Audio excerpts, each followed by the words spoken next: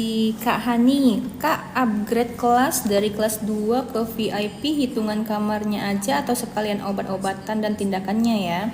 Jadi untuk upgrade ini maksudnya untuk permintaan naik kelas gitu ya. Jadi kalau hak rawat kelas Mbak Hani tadi di kelas 2, terus ada permintaan untuk naik ke kelas di atas kelas 1, maka Mbak Hani harus membayarkan selisih tarif inasi bijis antara kelas 1 dengan kelas 2-nya, ditambah paling banyak sebesar 75% dari tarif inasi bijis kelas 1 Mbak Haninya, karena kan haknya kelas 2 seperti itu.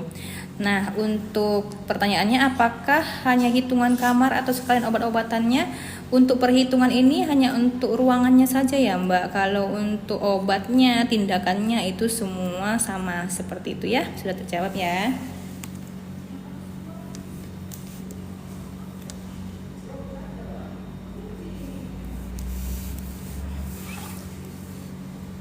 Tadi ada yang nanya, Kak, mau bayar tunggakan, mau bayar iuran pertama, tapi pada saat dibayar nomor VE-nya mengatakan tagihan sudah lunas atau sudah dibayarkan. Nah, jadi untuk pendaftaran yang pertama, kakak harus memperhatikan tanggal pembayarannya.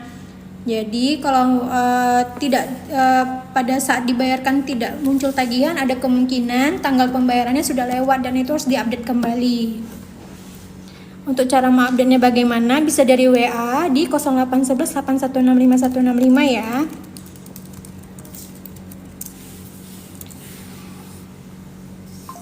Pembuatan kacamata di cover BPJS Kesehatan nggak di cover ya. Jadi tetap seperti yang tadi kami sampaikan sebelumnya. Ya, plus itu kan artinya dia rabun apa ya kalau plus? Dekat. Rabun dekat ya, rabun dekat. Nah, itu ada optometrinya sebentar ya. Untuk pelayanan kacamata itu dia sparisnya itu 0,5. Jadi kalau plusnya itu adalah 0,5, di atas 0,5 itu dijamin. Kalau di bawah 0,5 plusnya tidak dijamin. Tapi kalau kacamata yang dimaksud adalah kacamata baca, itu tidak masuk ke dalam penjaminan JKN karena dia tidak termasuk ke dalam penjaminan sesuai dengan Permenkes nomor 3 tahun 2023. Jadi kalau misalnya ada keluhan terkait dengan mata, silakan diperiksakan dulu pertama ke FKTP terdaftar. Nanti akan dilakukan rujukan ke rumah sakit untuk pemeriksaan selanjutnya dari spesialis mata, berapa jumlah positif, negatif ataupun silindris kalau ada. Nanti setelah itu barulah dokter akan memutuskan apakah ini bisa dijamin JKN atau tidak, karena kan kalau dia di bawah 0,5 itu tidak dijamin seperti itu. Nah, kalau misalnya dijamin, maka pasien akan melanjutkan prosedurnya ke optik untuk pengambilan kacamata. Seperti itu ya.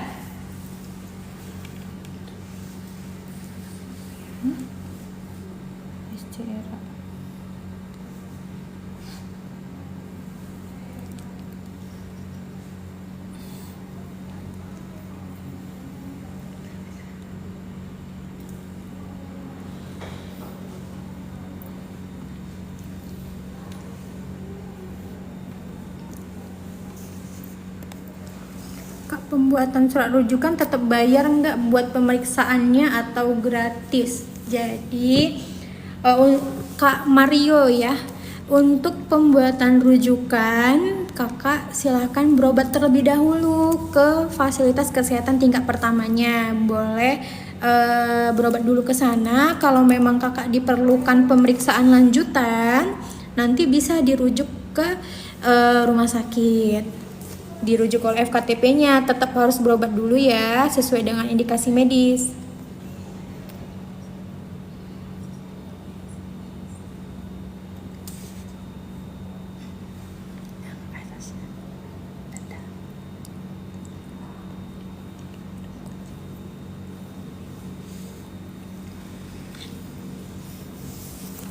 Dari CDP 0403, untuk pembayaran denda rawat inap harus dilakukan sebelum pasien pulang kah atau ada masa waktunya?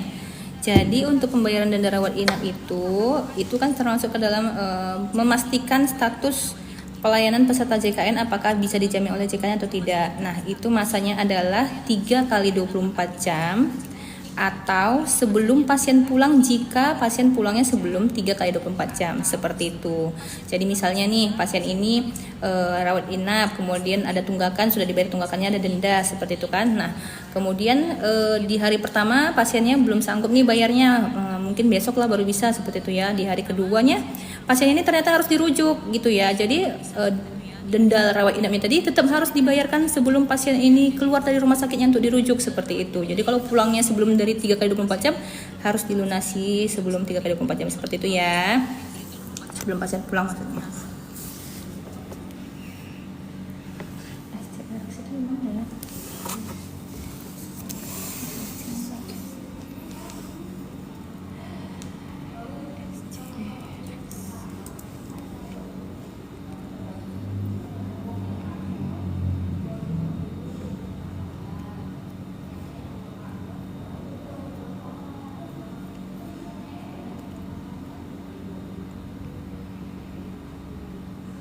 Kak, kalau BPJS yang baru selesai dilunasi tunggakan itu langsung aktif dan bisa digunakan lagi, Ren? Ya, kalau BPJS-nya baru bayar tunggakan statusnya aktif bisa dipergunakan berobat ya, Kak. Hanya saja perlu berhati-hati apabila baru membayarkan tunggakan selama 45 hari setelah pembayaran tunggakan itu adalah masa denda layanan rawat inap. Kalau Kakak ada mengakses layanan rawat inap, maka akan dikenakan denda layanan ya.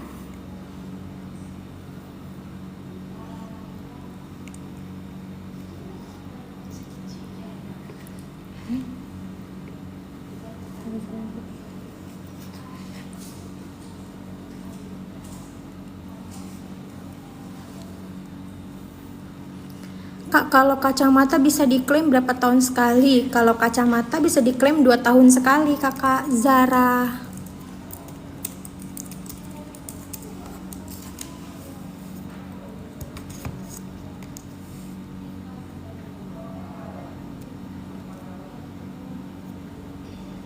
Kak, memang bisa kalau gawat darurat baru minta surat buat dibawa ke kelurahan.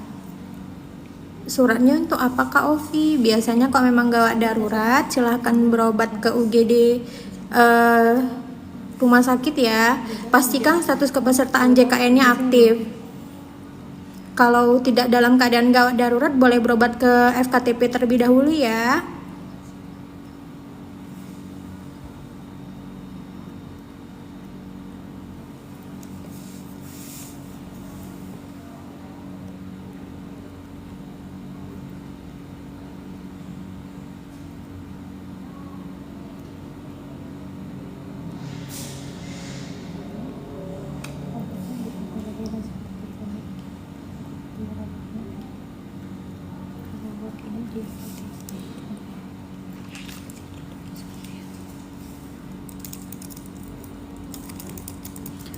Kalau sudah mengusulkan ke operator 6NG, apakah langsung otomatis pindah dari mandiri ke pemerintah? Ini di dinas sosial ya prosesnya 6NG ini. Nah, jadi kalau kakak sudah terdaftar ke aplikasi 6NG, itu biasanya sudah masuk ke dalam daftar tunggu. Nah, untuk kapan beralih ke pemerintahnya menunggu anggaran pemerintah tersedia ya. Kak Ari bisa cek aplikasi Mobile JKN untuk memantau status kepesertaannya. Nanti itu kalau sudah ada anggaran dari pemerintah maka akan dimasukkan. Jadi nanti boleh dicek terus aplikasi Mobile JKN-nya ya untuk melihat status kepesertaannya.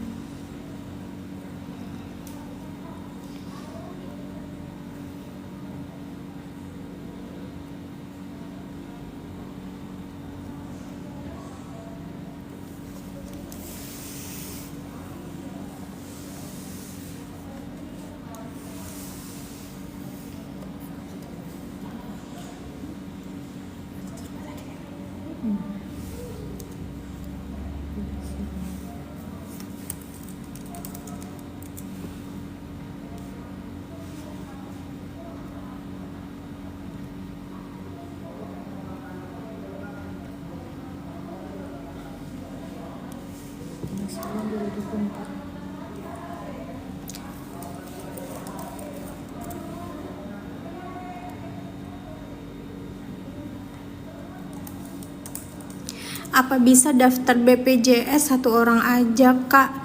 Untuk pendaftaran BPJS yang berbayar itu menggunakan kartu keluarga. Jadi pendaftarannya untuk satu kartu keluarga ya, tidak bisa hanya satu aja.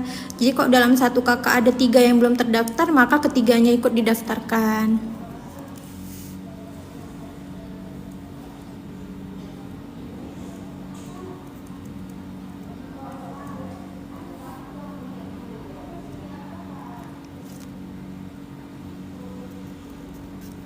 Kak mau nanya, kalau lupa kata sandi JKN tapi nomor sama emailnya sudah ganti gimana?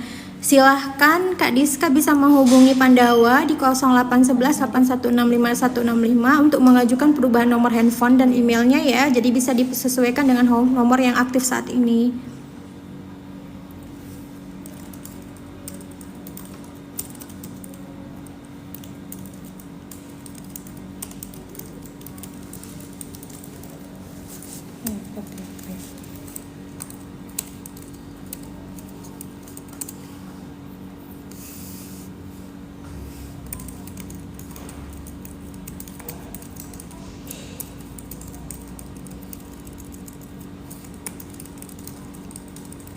Kak, tante saya ada yang sakit jiwa, itu gimana? BPJS yang nggak ada.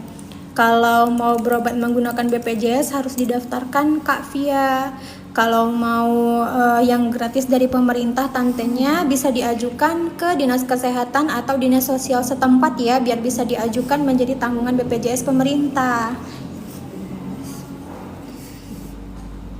Iya kan?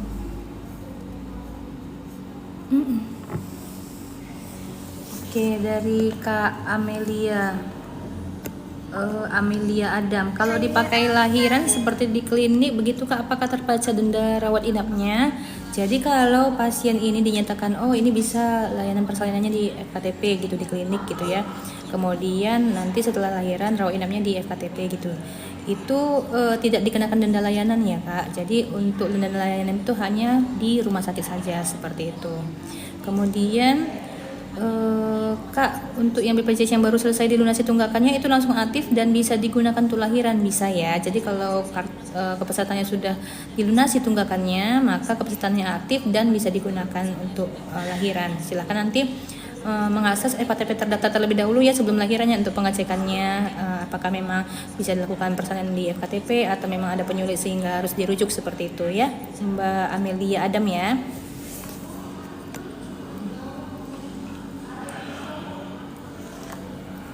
Kemudian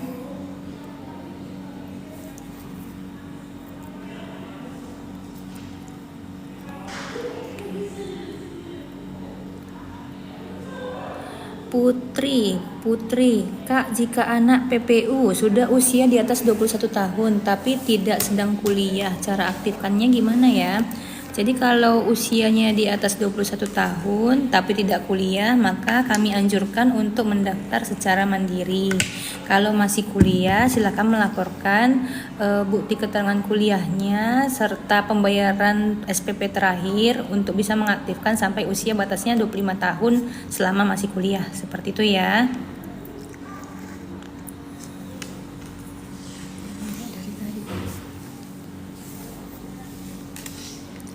Status nih Dari PEPS.